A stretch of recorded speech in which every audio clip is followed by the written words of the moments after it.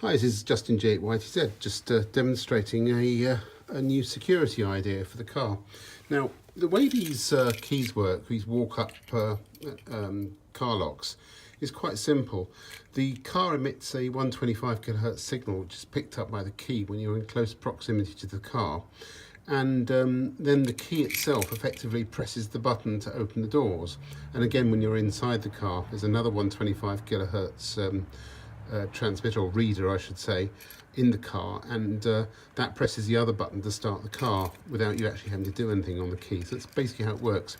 Now what thieves do is they relay that 125 kHz signal from the car, which is emitted usually by the bumpers, and then transmit as a stronger signal around the outside of your house. So the key receives that, and then the key sends its UHF or 433.9 open signal back to the car. And that has quite a long range, like 100 meters or 200 meters. So that's basically what the thieves do. So what I've got here is an RFID reader, which is designed to work at 125 kilohertz. And what it's doing is basically jamming the key from receiving the 125 kHz signal from the car. So we'll demonstrate that just by walking outside here to the car, and as you can see, absolutely nothing's happening. It's not opening or anything. So just to prove that the car is set to receive the 125 kHz, when we take the key away from the jammer, of course the car, can be opened. So let's put the key back on the jammer and get inside. The range is going to be probably 6 inches or so of this thing, but more importantly, if somebody's trying to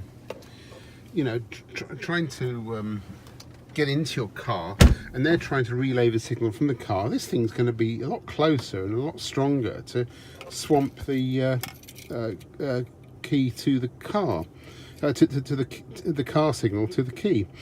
So having one of these connected to a USB power supply in your key safe, you're going to have a double protection of a Faraday cage, but also this additional protection protecting all the keys in that safe.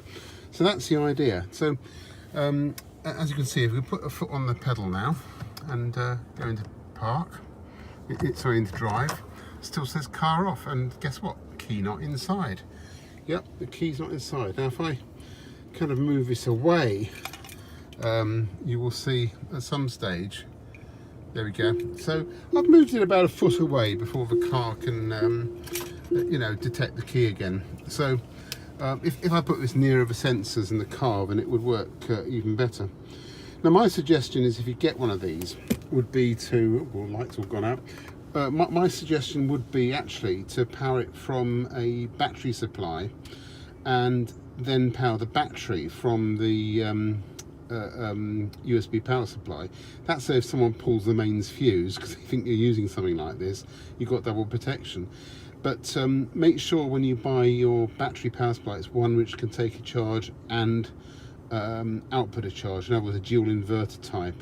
When you do that, I'll have to research and find out which are the dual inverter types. But look, that looks pretty. That works pretty well. We've just proven that. Of course, once it's seen the key, then that's good enough. It's all it needs. But what I will be doing in any case, because I'm paranoid, I'm going to be going into settings, doors and locks, and switching off passive entry again. But this really will, this and a key safe together, or a safe with one of these inside, honestly, I don't think you could get better protection from any thief trying to do a relay attack on your car. Of course, there's one little thing I forgot to add. The great thing about jamming the 125 kHz signal as opposed to the 433.9 signal, which I've previously demonstrated, is that you won't be jamming your neighbours' cars. It's only going to be working for about a foot around the unit. So putting one of those in your key safe is not going to jam anything apart from the car keys in the key safe.